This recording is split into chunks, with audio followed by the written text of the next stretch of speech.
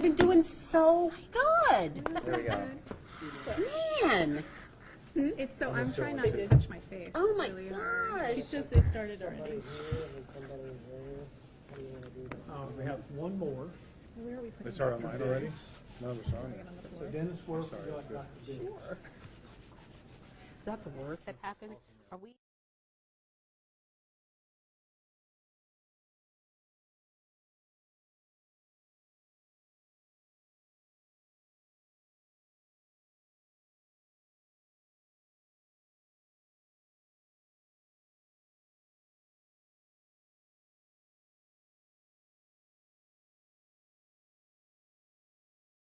I've got some.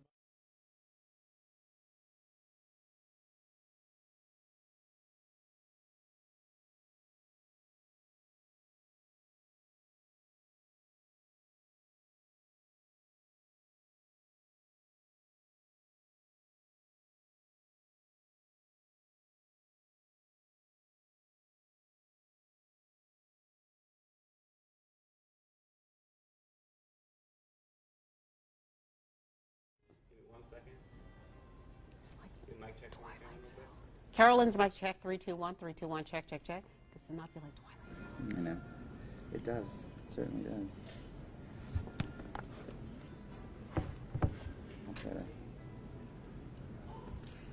Good evening, and thank you for joining us. We are at Trident Medical Center. I'm Carolyn Murray, joined by a team of healthcare professionals who are offering guidance as we all deal with what is now a pandemic declared by the World Health Organization. COVID-19, thousands of deaths around the world, and as we reported earlier, 1 death in South Carolina and now 33 confirmed cases in South Carolina from the State Department of Health and Environmental Control. So each of you doctors, thank you so much for being here. We have a lot of questions that have come in through our Facebook page over the last few hours, and we will start answering some of those questions. We invite you, if you have a question or comment, to please chime in on the conversation. We'd like to help you and your family remain safe. We also want to show you and remind you that we are doing what we are encouraging you to do, and that is to practice safe social distancing. You'll notice that we have as much space as we can between us reasonably while trying to be on the same screen and giving you information. And we also have hand wipes on the desk as well, and we have washed our hands, and we'll make sure that we do our best to make sure that we are practicing the same things we encourage you to do.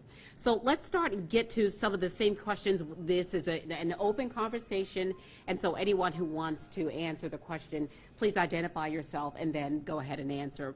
I think one of the most important things is to remind people about coronavirus, if this virus is in fact different than other viruses, and just explain, offer a little more detail about coronavirus and what it is. Well, I think the first thing to remember is that this is a novel virus. So we've never seen this virus before. Unlike the flu or a lot of the other viruses that we test for, we just haven't seen this. It is a strain similar to our common cold, but it's different. So we don't have immunity in the communities. We don't have a vaccine. We don't know exactly how it's going to basically affect people in our communities in general. There's just a lot of unknowns at this point. We're learning a lot, but the problem is it's novel. So this is unseen territory for us, and we're kind of having to learn as we go. Let's talk about some of the symptoms of novel coronavirus or COVID-19. So I'm Ken Perry, one of the Trident physicians here. What we're looking for, at least what we know, is that there's going to be signs of lower respiratory infection, cough, congestion, chest pain. Lots of time people will have fevers, they'll have shortness of breath, and that's basically what we're seeing so far. It's really difficult. It's very similar to other viruses that are going on at this point in time in the year, and that's what's making it very difficult to both diagnose and as well to contain. Let's talk about the demographic highest at risk for contracting this virus. I'd say the highest at risk population is the elderly. In patients that are 80 years and older, it's almost a 15 to 18% mortality rate. And so they're extremely high risk. The older you are, usually above age 40, the older you are, the more likely you have to have complications from this infection. You know, initially when we started hearing about the coronavirus, we heard about people who were in certain areas, traveling, those kinds of things, but now we are realizing that this virus is in the community population. What does that mean for someone who might wonder, what does it mean it's in the community now? I think that means that it's just a general spread. It can go from person to person without it having to be in a nursing home like we've heard previously, in the hospital. It can be somebody at the schools, at your workplace, in the general neighborhood. That's more what community spread means. Okay. And how is it generally spread, the virus? Hi, I'm Kat Moore. I'm Dr. Moore. Sorry, I didn't introduce myself earlier. So it's droplet, as far as we know, which means it's from your saliva, from your spit, essentially. So when we touch our face, we touch our hands to our face, and we touch our mouth, or if we share utensils, things like that, that's how this virus spreads. So if you can imagine, anytime you touch a surface, that's how it spreads. When you shake hands, if you kiss someone, or if you drink the same beverages, that's how this spreads. It's not airborne like other illnesses, so we think it's droplet spread. So that's why hand washing is key, and self-distancing. Any clear indication of how long the virus lives on surfaces, and are there surfaces where the virus lives longer? Are there surfaces where it probably could not be sustained or not live as opposed to others? So which surfaces are most likely to be ones that might be contaminated? Usually the harder surfaces, the non-porous surfaces, are the ones that are going to allow a virus to last longer. Door handles, tables, your phone, my iPad, you know, in that sense, it's easier for the virus to live on those surfaces, and that's why we say to disinfect them and as well to wash your hands. Things that are more porous, that allow the virus to dry out, will allow that virus to die sooner, at least from the knowledge that we have of viruses in general. Again, this is a very fluid situation. We just found out over the weekend that it can live for a lot longer than we expected. About 2 weeks ago, we thought it was probably minutes to a few hours, and now we know it's much longer than minutes where it lives on these surfaces. So much longer than minutes, meaning a day? Is that, or hours, or? I think I've heard up to 9 days. Up to 9 days. Which is the I difficulty, think right? that's very... That's why we call it novel coronavirus. And that's why we want to clean our surfaces as well. Right. So you want to use those FDA-approved cleaning Right. But I think- alcohol-based Yeah, I think cleaners. one most important thing to realize is once you clean that surface, it's not clean. And like I said before, it's those hand wipes that have at least 60% alcohol, that are alcohol-based, and as long as you rub down the surface with something like that, it will kill the virus, and now it's a clean surface. Yeah, so you were talking about that, explaining that that's something that we need to look for in these kinds of containers, right? Exactly. Explain it again, Dr. Corbett, because I think a lot of us have just been going to the store and we think if we see something has the word disinfectant or cleaner, we think that it might be sufficient, and that's not necessarily the case. Correct. So there's two main big categories of disinfectants. It's alcohol-free or alcohol-based. The alcohol-based are much more effective at killing bacteria and viruses. And so you want to look for those alcohol-based sanitizers, and they should have at least 60%, if not more, alcohol-based. What about making your own? We've seen people who are using the aloe vera. Personal experience? Yeah, actually, I went to the store last week to get some, and they were all out, and I actually did make my own with a little rubbing alcohol and some lavender oil, and you can make your own as long as you have the alcohol content is the important part. So it has to be over 60% after you've mixed things. So you can't just take 60% and then mix it with something, because then you're reducing that content. Right. So the important part is it has 60% alcohol, and then you can mix it with other things, you know. I think Dr. Perry? Going on this, there's a couple people that are posting questions about are gloves helpful in this, going sort of with the same sort of idea of hand hygiene. I think the concern with gloves is that you assume this certain amount of protection, but the protection is just from your hands. The virus can still live on them and On the gloves. on the glove, and so you can certainly then infect yourself with them. There's good studies of previous coronaviruses in China where MERS and SARS that we know of, where healthcare workers were contaminated because they didn't realize that it lived so long on their gloves. And if they didn't disinfect those before taking them off, that's actually how they were infected. Wow. Another key thing, hydrogen peroxide, spraying surfaces, And something I read, and please correct me or clarify, you want those kinds of disinfectants, cleaners, to sit on the surface for a period of time. Don't immediately wipe it off. For example, hydrogen peroxide, I went to the store, couldn't find any alcohol. At least allow it to sit on your countertops, steering wheels, other surfaces, to make sure that it in fact kills the virus. Is that true? That's true, and you just want to let it dry. So you wipe it down and let it dry naturally on the surface. And I think one of the important things I also want to mention is that studies have shown that people have a tendency to touch their face on average 23 times every hour. And so it's important to keep your hands away from your face as much as possible, especially when you wash your hands. Yeah, and as I said earlier, with as much makeup as I wear, mine is probably twice to double that. So we have to make sure that we are, in fact, once again, reminded that we need to keep our hands away from our face at our sides, and this is something we're generally not accustomed to doing. Generally, we walk up to each other, we want to shake hands, and it's a habit that we're going to have to break, but it's one we're going to have to break right now.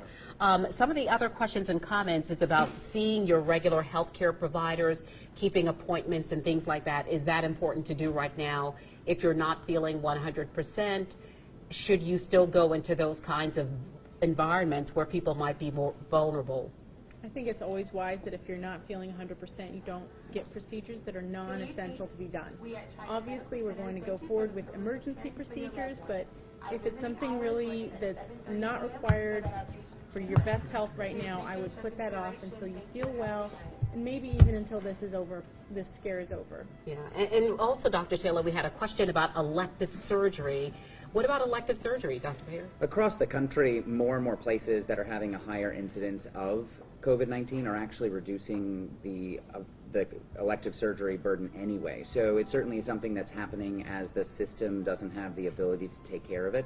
But at the same time, if you're having an elective surgery that really can wait, that's going to be a discussion that you and your surgeon have to have of whether or not the risk-benefit ratio right now actually is appropriate for you to come into a hospital setting at this point in time. We know that we are seeing an increased number of cases right now. Is this surprising to you that there has been a dramatic increase? Is this because DHEC, the State Health Department, loosened, I guess you might say, the restrictions or lower the restrictions, allowing more testing? Is that a reason why we might be seeing an increase in the number of cases right now in South Carolina? I think you do have to look at it a little bit that way. Obviously, there can be an increase from the community spread, but you also have to remember that if you're not testing, you're not going to find the cases. So with the restrictions on testing, we were probably missing a lot of those people that maybe had mild symptoms or even some of the asymptomatics. Now that we're testing a little bit more, we're going to find more. I know, Dr. Biggs, do you want to come in? You ready to come in, join in the conversation a little bit? Remember our safe distancing here? To follow up on the surgery thing, at Trident right now we do have all surgeries going. I don't want to give anyone any view that we're not having them. We do have them, but certainly a discussion with your surgeon is probably the most appropriate thing at this point. Yeah. We were talking about the increase in the number of cases, and if you'd like to speak to that, Dr. B. Yeah, we had some very difficult constraints of who we could actually order the testing on when it started several weeks ago. Saturday, DHEC announced that if you have suspicion clinically, you should screen those individuals. And so the way they're batching the tests as they're hurrying to Columbia, South Carolina for testing, we get batch updates every day at 6 p.m. So we're very anxious as the clock rolls closer to that time. They're going to start telling us where we've increased testing. And here at Trident alone, we saw essentially 4 times the volume of testing that we were doing a week ago. And so we're going to get a sense, I think, very soon, today and definitely tomorrow, what does the community spread look like? Who are the affected individuals? It could change some of our guidance on what are the at-risk groups. And so that information is going to be very valuable to us clinically, but also to the state and obviously nationally, because what we did in South Carolina, we know happened in North Carolina, Georgia, and Florida as testing became more widespread. One of the things that we've heard repeatedly over the last 24, 48, 72 hours is about trying to flatten the curve. Who would like to explain what that means and how we go about doing that as a community? So flattening the curve, at this point, it's spreading in the community. So it's not about really how many are going to get this virus. A lot of people are going to get this virus. The point is spreading it out so that not so many people get it all at once. So we're taking that curve. It's the same area under the curve. So a lot of people, but we're flattening it out over time so that we don't overwhelm the hospital system. So that as those people get sick, we can treat them, other than so many people getting sick all at once that it overwhelms our system, which is what we've seen in Italy, unfortunately. It was sort of what I heard someone use today, the analogy, if you went to your local Walmart over the weekend, there probably was no toilet paper there. And that similarly goes to some of the things that we have in the hospital setting to take care of people. But you can imagine if the number of people that went to Walmart was averaged over a few days, you probably would still have packs of toilet paper there because the supply would be there to make up for the demand. And that's what we're trying to do, is to allow that that ratio to work for the population. I don't think I've said the word toilet paper more in my life than over the last 24 to 48 hours. I mean, how many times, who has not had a conversation about toilet paper recently? But is there something else that you wanted to add, Dr. Corbett or Dr. Taylor, regarding that issue? I think the most important thing is just spreading that out so that the healthcare system can manage those patients. And it's not that we have really a specific treatment against for specific coronavirus. There's really no treatment. It's just, you know, if you're not very sick, if you're not really short of breath or have difficulty breathing and just have a mild fever and maybe some cough, best thing to do is stay at home, take over-the-counter medications, you know, Tylenol, Motrin if you can, cold medications to help with your symptoms. Only if you get really short of breath, have other serious conditions, is that when you need to come in and have us manage that condition. Let's talk about some of the treatment for coronavirus. If someone were to come in and present those symptoms and it's confirmed, how would you treat that person? What's the protocol for that? So right now, it starts right before you even come into the hospital. We're doing a lot of this questioning before you even step into the doors to ensure that we're keeping you safe as well as the rest of the people who are working here safe. We're going to be asking a number of questions, and depending on your answers to those questions, we're going to ask you to put on a mask, and we're going to try to get you to a specific room, or at least a room that we can really control the environment. We have that sheet right here that when Absolutely. you walk in, because when I stepped in this door, I would certainly ask all of these questions. And that's a good example. We're not really just asking the question of the patient. We're really asking the question to anyone that comes through, including staff, anywhere from physicians, PAs, nurses, techs. We're asking everybody when we came in. I came in the other day, and Dr. Biggs was there, and I got asked the same way. So it's certainly, we're asking everyone just to make sure that everyone's kept safe. Mm-hmm. And if someone is confirmed, how do you treat that person? What is the... Well, our screeners at these sites in the facility are clinical individuals. We found that having volunteers or security staff, they were not the right individuals to ask those questions because the staging, tell me more about this, tell me more about that, we're directing those individuals that screen positive to immediately be either masked if it's appropriate or go for a health evaluation. But both with our staff and visitors, we've created essentially some soft but hardened entry points where we can get those individuals quickly evaluated when they present, but we're also using our own Ask a Nurse advice line, directing community to that so they can have the similar screenings that I believe the MUSC health system is using with their portals, because getting that access, if people don't have to get in their vehicles, come here, who may be worried but well, those are the individuals we want to triage telephonically or through online resources. Okay. A couple of other questions that we have. Thank you to everyone who's chimed in and asked questions. Let's see. There's been some question on the turnaround time of these tests, and at this point the turnaround time has a lot more to do with the labs where they are sent and the ability at those labs to do the tests and how they're done. And each day we're realizing that the labs, that result comes back a little bit sooner, and we're hoping as things ramp up to be able to decrease the amount of time. And so someone getting tested right now has certainly a different turnaround time and a shorter turnaround time than maybe a week ago or 2 weeks ago. Okay. Here's a question. Of course, this is novel coronavirus, and we don't know a lot of information, but Roxana Rose asked, what do you know about the evolution of the recovered patients? Are they immune to the virus? Are they still carrying it? What's the trend in China? Apparently the spread slowed down. How was this virus reacting to weather changes? It's a great question. I think Angela had that question earlier in the So, networks. I think that when we look at viruses overall, there may be some immunity conferred to having a virus prior. However, this is a new thing, so we're a little bit unsure about how it's going to act. It would be hard for me to say you don't have some immunity after you have it, but how long that's going to last is really questionable. I think there's been some studies done on temperature relation with the virus, but I don't think that there's anything conclusive out there. Okay. And let's see. How can we convince people not to panic and remember that the elderly and others at high risk may regularly need to take over-the-counter medications that some people may be hoarding?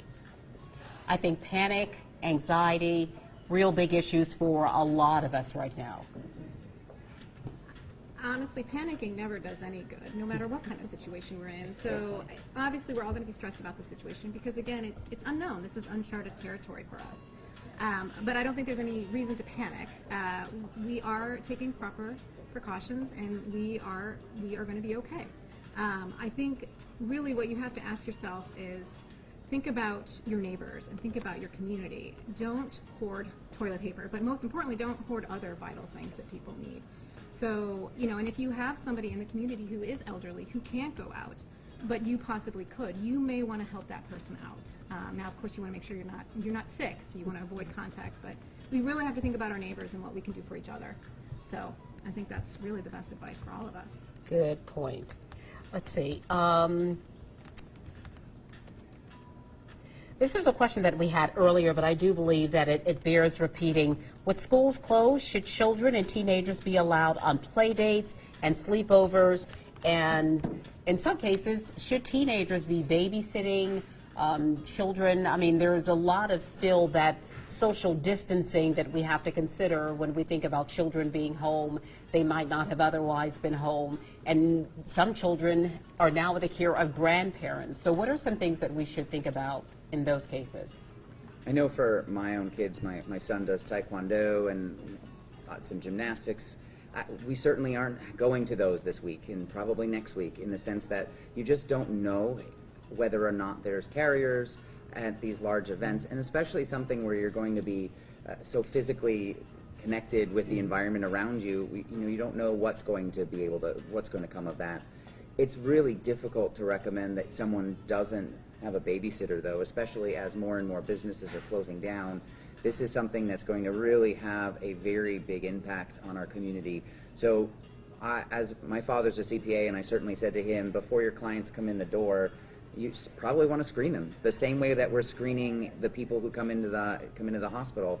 I think that getting offended about friends or family asking if you have a fever or if you have been around anyone, I think that's out. I think you have to just assume that you're going to be asked no matter where you go. Mm-hmm.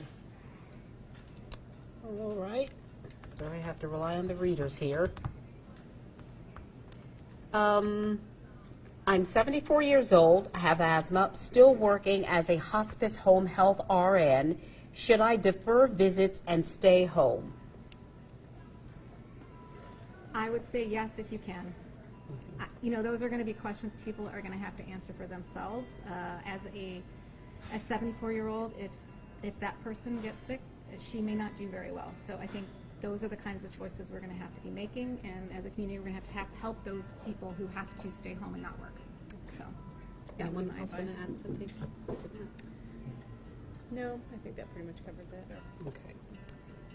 Let's see. My daughter became ill Monday. Fever, cough, headache, flu-like symptoms. She went to the doctor. They tested her for flu, negative. By Thursday, she had chest pressure, went to the doctor. They said she had pneumonia, no x-ray, that she probably had flu, no tests. She begged for the COVID test and was told she did not qualify. What do you think about that, Dr. Biggs? Yeah, that's in today's setting. If that example was given, let's say Sunday or even Friday of last week, that would have been the answer. But now with the clinical latitude that's been given by DHEC, that clinical intuition could be at play, I would hope that that individual will be screened for COVID-19 today if they present it. Yeah, and one thing I'd like to add is that there's no real clear-cut, this is exactly who, right now, who we're testing for COVID. Because last week, we were pretty much only doing patients who were admitted, hospitalized, and were sick enough, and we couldn't find any other source, we would send off that COVID-19. We've expanded it slightly. It's not completely expanded. We're not screening asymptomatic patients. We're not always screening everyone who can go home and self-isolate. If you have a documented fever and have some shortness of breath and other things, and our flu tests are negative and chest X-ray looks okay, then we would consider using on a case-by-case basis if we're going to test for the COVID-19. But again, if you are not extremely sick and can stay at home and just treat it symptomatically, there is no specific treatment for COVID-19. So it's pretty much just rest and fluids and wait till it kind of runs its course. I have another question coming in from David. David writes, I own a bus tour company in Charleston. I'm the driver. The bus seats 14 guests, tourists, of whom are with me for approximately 2 to 3 hours. I'm in the above 60, younger than 70 age category, had bypass surgery 10 years ago, take cholesterol medications. I feel as if I'm in good physical condition. Should I discontinue the bus service in lieu of the reported cases here in South Carolina? That's a very tough question that our state government has not come out and really pressed those unique situations. I think it's going to fall to every business owner of is what they do considered key and vital and integral to this period of social sort of isolation and awareness that those types of tourist endeavors may fall into that category, that perhaps they need to ride this out over the next 14 days because the tourists just may not be there because of the recommendations on travel and movement. And so that's going to be right now an individualized business owner decision, but we could see that changing in the next 24 to 48 hours. I know today when I came to work, it looked like a typical Monday. The same amount of traffic volume was out there, which even though the schools being closed, you would expect less, but we still know that there are many, many, many business, and for a lot of different economic drivers, people have to work. But at some point, there may be a directive that only these key and essential things remain in operation. Public health, safety, medical services, and so on. When I left the house this morning, the recommendation for gatherings was 250, and then by the start of the newscast with the president's announcement, the new recommendation, I believe, is 50. Gatherings of 50 or more be canceled. So do you think that this is a trend and that number may in fact be lowered? And I mean, could we soon be in situations where if you're not considered an essential employee or an industry or a first responder that you in fact stay home? Is that a possibility? I think if you were to ask the Italians, the Spanish, those European countries that had the opportunity to do it over, they would have most likely consolidated key services and had that directive in place much sooner. And I hope we learn from that and don't wait until we are peaking on a number of community spread cases that we make that tough decision. Randy Galati asks, can I have only one symptom, such as cough, and how long before other symptoms show up? My concern is, what do I look for to raise the alarm, and after which symptoms? How can I be sure I'm not just getting a cough from allergies or something else? Is there 2 or several symptoms that should trigger higher concerns? Some people are rushing to doctors with a runny nose from allergies, an issue they've had for years. So I think that the alarm should trigger if you have cough and fever or that shortness of breath that comes with the cough. That's really where we're asking people to kind of be more aware of getting medical care at that point. Fever, cough, shortness of breath. Just cough, just congestion isn't necessarily something to come and worry about COVID-19. Remember, for a lot of people, this is going to come off as the flu or common cold kind of symptoms. It's not going to be the horrible thing that puts people in the hospital for a lot of us. And what is the testing procedure like now? It has certainly changed than the way it was last week. We were talking about this, Dr. Biggs. Last week there was a certain protocol in place, and now this week it's entirely different in terms of how the testing and the time that testing results are returned. Yeah, and I think it's a huge improvement. Last week, the process from a potential identified individual communicating with DHEC for the various approvals was about a 2-hour turnaround just to get to yes. And then there was the courier process to move the sample to Columbia, and then a 24-hour turnaround. So you're looking at potentially a 36-hour answer window, where since Saturday, there's no 2-hour decision point, and actually we're seeing a coordinated courier process in the Low Country to get these samples to Columbia. So we're seeing a shortening to where 36 has now gone to 24. And we have to believe that the state is going to set up a process where there's a centralized local lab in the Low Country. Columbia is addressed. There'll be one in the upstate. And so the state will have much more rapid, decentralized testing capability because of the availability of the test has increased such so. And I believe by the time we get to midweek or even Friday, we will hear about that infrastructure in place. Mm-hmm. Let's also talk about some of the rumors and myths that are out there. Very often when we hear about someone having a virus, we certainly always encourage fluids. There is a rumor out there that if you drink enough water, you can flush this virus out of your system. Let's talk about that, as well as the myth about eating garlic and vitamin C, those kinds of things. Do we know enough to suggest that any of those remedies might be effective at all? At this time, we don't.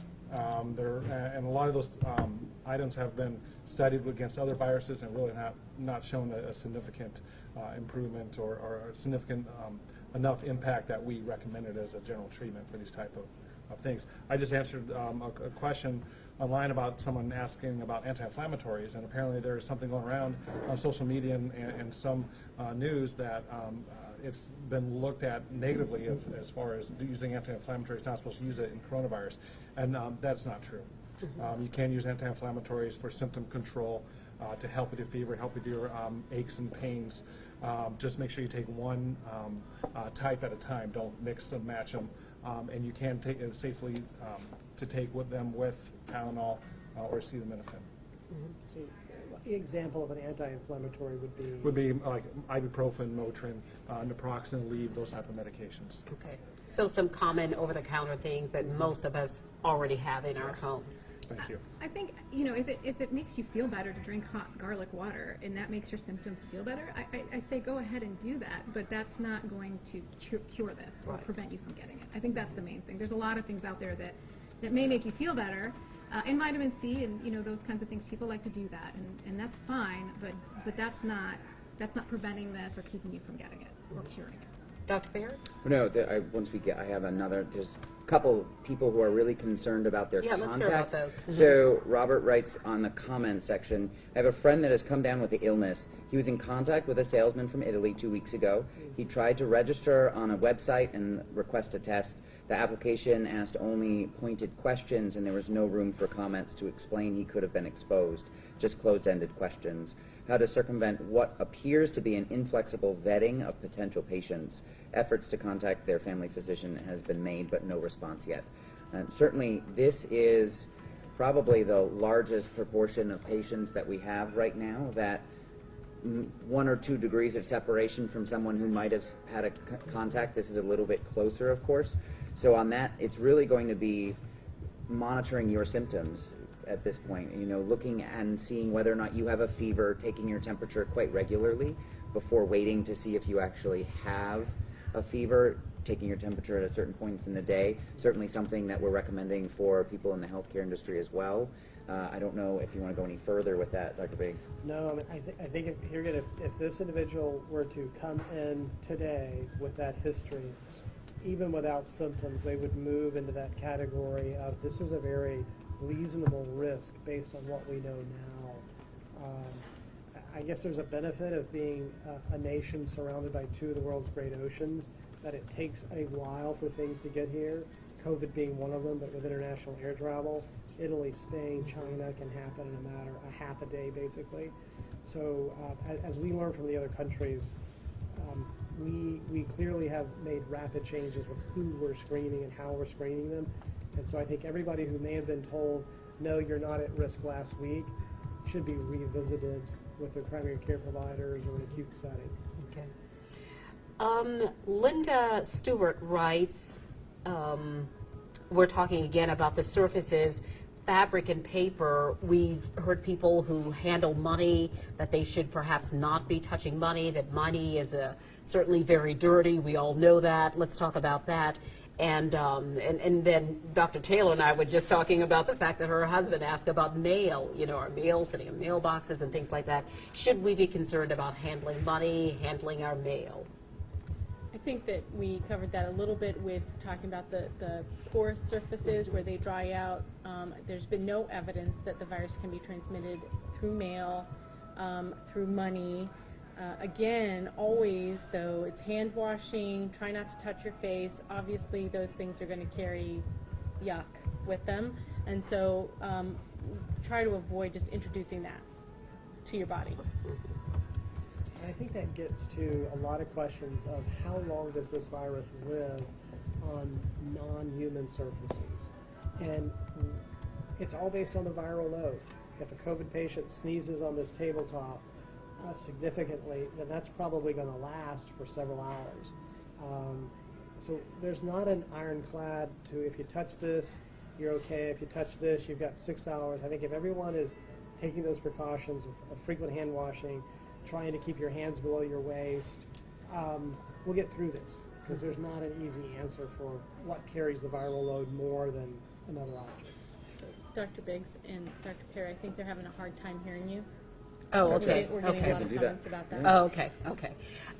One of the other issues, of course, there have been a lot of comparisons to the flu, and we know that there are still concerns with the flu every year. The vaccine is not always quite right, and still a lot of people suffer from the flu, and people die of the flu every year. But we generally know that there is a flu season traditionally between August, September, and February, March. We don't know anything about this novel coronavirus, so we have no idea how long we might be facing some of this. Is that correct? Mm-hmm. Yeah, I think that's still to be determined. I think that we don't really know where this began. We have some knowledge of where we think it started and where it became, what animal model it started in, but we don't have enough knowledge of the trajectory of this. If we knew 3 months ago that we'd be in this situation, I think everyone would certainly have a different mindset on it, but we're in a different world that's changing by the minute. So I think it's really difficult to know where this virus and the lifetime of this virus. Mm-hmm. What are some ideas circulating in the community of health professionals as to how long we might be facing this change in our lives? And, all of our lives, everyone in the world, all of our lives are remarkably different as a result of this virus. So any estimates and in some ways guesstimates professionally on how long we could be dealing with it, changes in our lifestyles? Yeah, I mean, there are some, estimates are all over the board. And I think initially, early on, they were, we were talking, 2 weeks, 4 weeks, 8 weeks, things like that. Especially as we get in front of this and start what we talked about earlier, flattening that curve. When you flatten that curve, you typically still have the same number of cases, just spread over an amount of time, but you are able to manage the sick patients much better in that situation. It's a much better model to be under versus just letting everything go and getting a huge spike and overwhelming the healthcare system and having a lot more deaths because of that. So when you do that, you do spread out a longer period of time, and I'm hearing from some epidemiologists from the CDC, they're expecting at this point could last, this outbreak could last into August. Wow, let's hope not. Let's also talk about our mental health. We know that I think everyone is pretty much this is all we are talking about. It's kind of consumed our lives. So let's talk about making sure that we are taking care of our mental health personally, as well as our family members and certainly our children and the elderly who might be feeling particularly vulnerable and isolated right now, as we keep talking about the elderly being that very vulnerable population. Well, I think, again, panic is never going to help anyone. So I think you just have to do your best. There are many ways we communicate now that are not in person. We have the internet. We have, we have social networks. We have Netflix. We have all kinds of ways to keep ourselves busy. Or taking a walk in the fresh air. That's okay as long as you're practicing self-distancing from people. So there are ways that we can communicate and interact socially that don't actually involve face-to-face contact all the time. So, call your grandmother. You're not going to give it to them through the phone. So, I think we're so used to disaster response in South Carolina that is for a hurricane that we all have this mindset that, you have to be ready to be in the house for the next however many weeks. This is very different. We just don't want large social gatherings. It doesn't mean that you can't go and enjoy the weather. We're not going to be in a situation where you can't go outside your door. You're going to be able to go outside your door. We just don't want you to go to large gatherings. So the beaches are starting to get nice. There's certainly things that you can do that will still keep your risk very low, even though it's certainly a very different way of living than we were used to just a week ago. And I think also it bears reminding people to trust sources for information that are legitimate, sources perhaps you've used before, vetted, make comparisons against other sources, and just use your good common sense when making decisions and following information. We certainly are. We're being told on a daily basis from some people on social media what's about to happen, which is really ironic since we're the ones who really kind of know what's happening. And so we're on that, we know what's happening from a case percentage. We know what's happening on the testing. So just know that the people who are really in the trenches are still trying to trudge through it. So if we aren't really 100% sure on something, and you see something online or something that does have this 100% guarantee, probably part of that is just hyperbole, and someone's really not giving you all of the data. I think that the best sources in this case are the CDC and the World Health Organization. Those are typically the best sources to go to whenever we're worried about pandemics or infections in general. Great. We certainly know that we're talking about the coronavirus, but there's another virus that we all deal with every year, and a lot of people talk about vaccinations and flu. If someone, might be a little more weary right now as we talk about this virus, is this a time for them to look at other vaccinations and things like that, other things that might safeguard their health? I think absolutely. I think if we place corona in perspective of seasonal flu, the same foe we battle every year. Worldwide, flu season, 1 billion with a B cases, with 600,000 corresponding deaths. What does that tell you about vaccination strategy? We know that in our country, nearly as best we ever get is about 40% of Americans actually get the seasonal flu vaccine. And so if people are thinking about what should I do, you can still, availability is still out there to get the flu vaccine because this flu season is not ending anytime soon. And then elderly individuals looking at other appropriate vaccines, be it for shingles, be it for pneumonia, you name it. They should go in and have a wellness visit with their healthcare provider and talk about those strategies. But I think when we get through this, when people think about what will I do next year, I hope we see our seasonal influenza vaccination rate much better than 40%, because we hope by that time the key components that have made corona such a problem will be ingrained into the seasonal flu vaccine for next year. Dr. Perry, you were talking about, outside activities and things like that. Unfortunately, for people, it doesn't necessarily mean that they should be congregating with others for a pickup game of football or anything like that, but just still being active and trying to do things in a healthy, a safe way that allows them to enjoy a quality of life, a good quality of life. Absolutely, and I think we're doing the same thing for the people in the hospital. We can imagine just by being at home watching the news, this is an ever-present thing. You can imagine for us, it's not just ever-present when we're home. It is also, we're still here, we're still going to work, so it's really part of our everyday. And so I think even for us, we're having to make sure that we're taking that time to go for the walk, go for the run, keep your mind active. Any other good questions or comments that you wanted to bring up? I've had a few people ask about their personal risk, you know, that they're immunocompromised for certain situations. While I can't speak to the individual risk for everyone based on very specific set of circumstances, if you are immunocompromised at all, the most important thing to do is you've got to be extremely diligent in staying away from other people, staying away from social settings, keeping that distance. We talked about at least 6 feet. Wash your hands. You know, make sure that you don't touch your face before you wash your hands, and if all possible, you know, restrict yourself to being, you know, isolated in your own home unless you absolutely have to go out.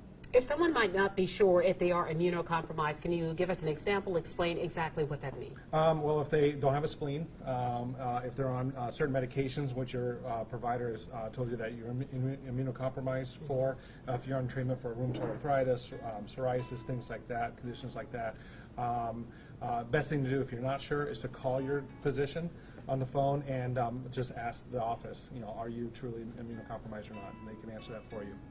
Some people who may have been surprised when they, particularly travelers and those going on cruises, I've heard of people being turned away because of diabetes, for example. What's that person more at risk? Or even someone who has high blood pressure.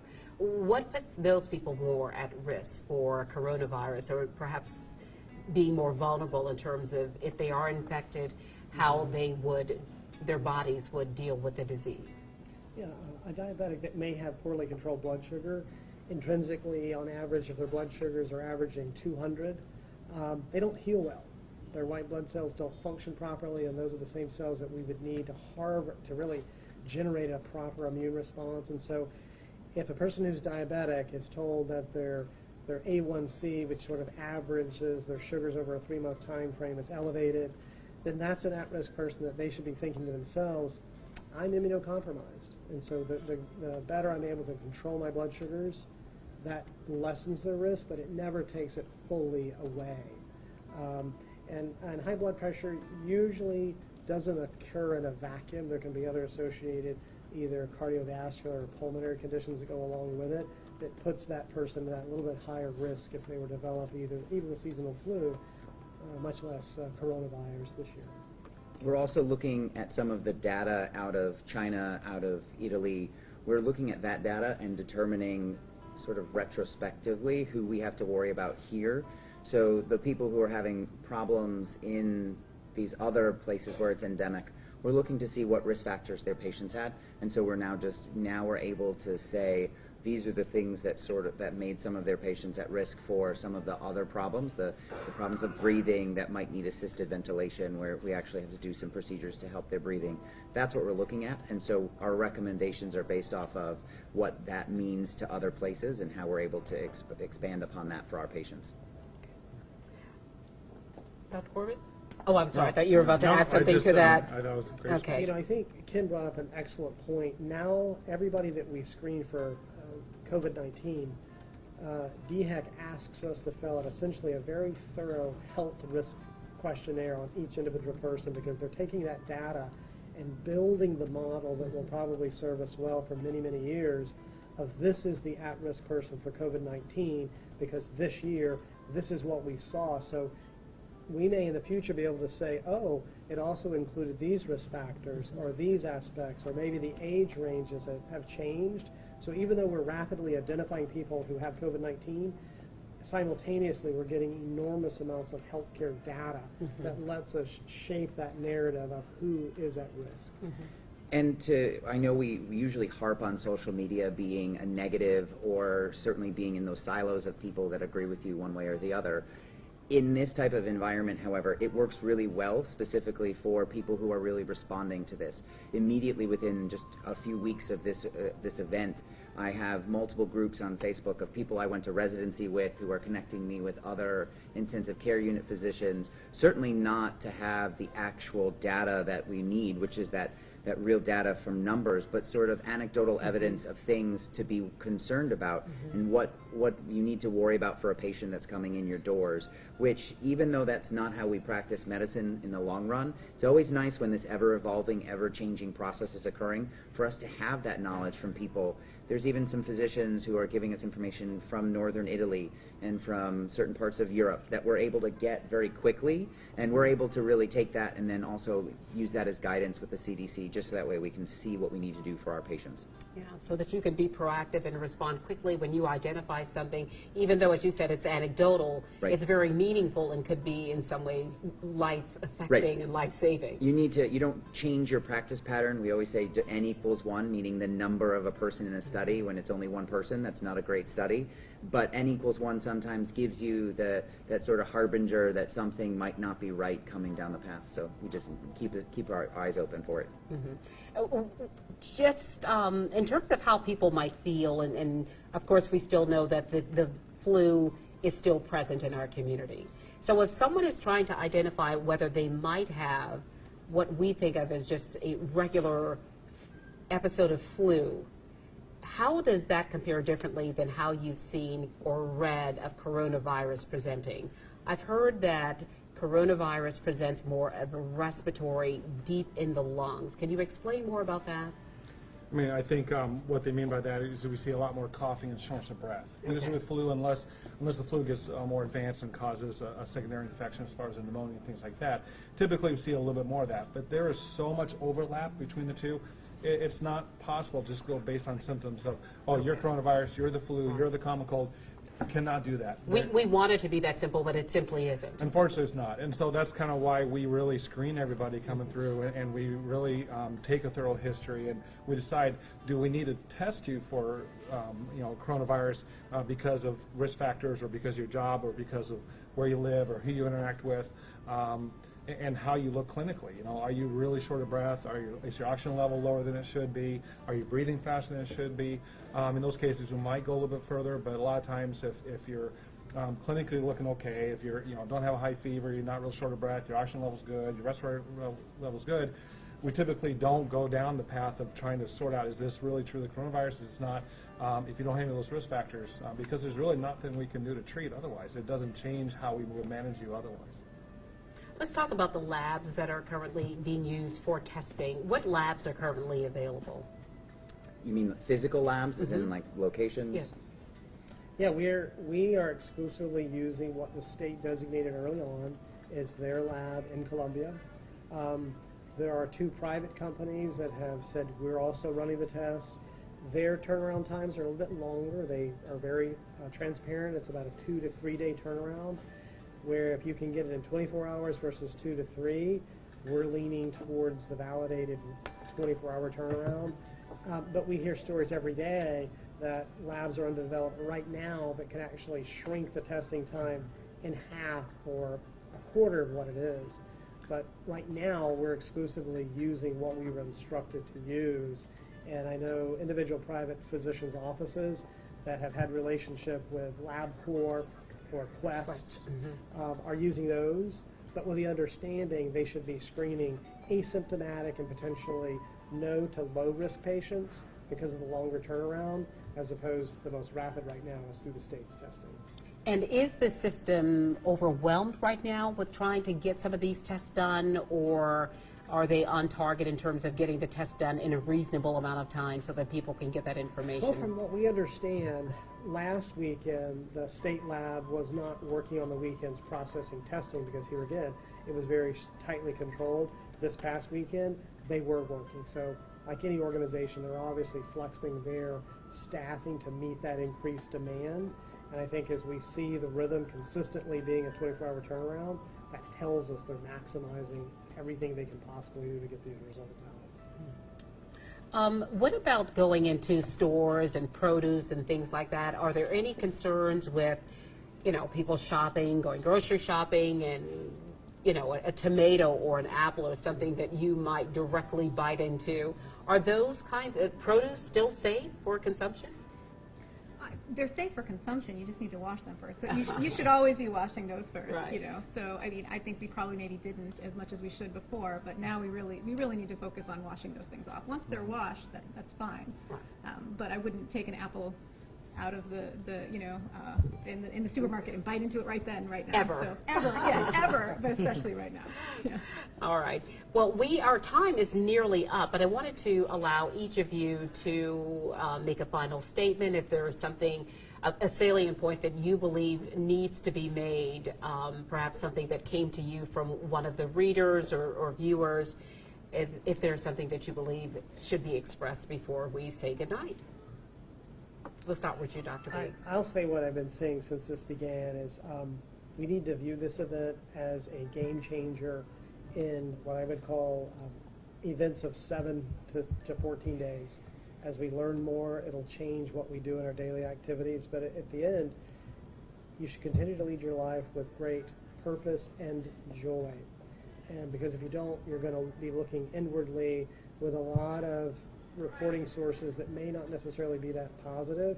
And so this is unlike a weather event, which can reference that we're all used to in the Low Country, that 48 to 96 hour shelter in place concept. This is a marathon. This is going to be in intervals of 7 to 14 days, which I've been telling my staff, think of this as a 5 to 6 week hurricane is what we're in. Dr. Payer? So for me, I think the part that really is most important is that this is becoming all-encompassing, and something like that can really start to drain people's mental resolve. And we just have to remember that this is changing where you're going out, what you're doing, but it really isn't changing the fact that you really still have to keep yourself healthy, have to keep yourself aware of the people in your life that you're not necessarily talking to all the time. And really, it really concerns me what's going to happen to our small business owners. So certainly keep them in mind and see how we can keep them both social distance and also giving them the support they need. Yeah, very good point. Well, I think that my biggest concern is misinformation. And with social media, it's so hard to know what is truth and what is myth, especially with this, because we're still learning as we go. So I would just encourage everybody to really use legitimate resources, CDC, WHO, your local news affiliates, the South Carolina DHEC site. These are the legitimate resources that we have, and really we should be turning to them, not our friends' memes on Facebook. And as much as we do that, that's what social media is. I think we really need to focus on turning to legitimate sources at this time. Dr. Corbett? I would say the way we save lives and the way we really mitigate this is to do the basics. And the basics is staying at home unless you have to go out and do something. Keep social distance. Wash your hands constantly, especially if you're touching other things that other people might have touched. Keep your hands away from your face. Those themselves will save countless lives. Those are things that we should be doing all the time, right? We haven't been. but now it's life and death. And It most certainly is. Thank you, Dr. Corbett. Thank you. Dr. Taylor? I think as a medical community, we're really doing the best that we can to stay on top of this. We're working very hard, all of us together, to make sure that we keep ourselves, our communities, our hospitals safe. And I just want people to be aware and be sure of the fact that we will be here for you. We've been planning for a long time for this now, and we're ready. And hopefully we all stay healthy, but we are ready if something bad happens. Thank you so much. And I want to say thank you to each of you for giving up your time this evening and providing very good guidance and great information. And thank you to the entire Trident Health community, Trident Medical Center, Somerville Medical Center, Moncks Corner Medical Center, and Centerpoint Emergency for giving us an opportunity to give you information. We certainly appreciate it. And we remind you that we will see you again tonight for News 2 at 10 o'clock on the Low Country CW, and also News 2 at 11 o'clock, our expanded version. We will be with you tonight from 11 until midnight. Thank you for watching, and please continue to send questions, and we will get those questions answered by medical professionals. I'm Carolyn Murray. Thank you for being with us. Good night.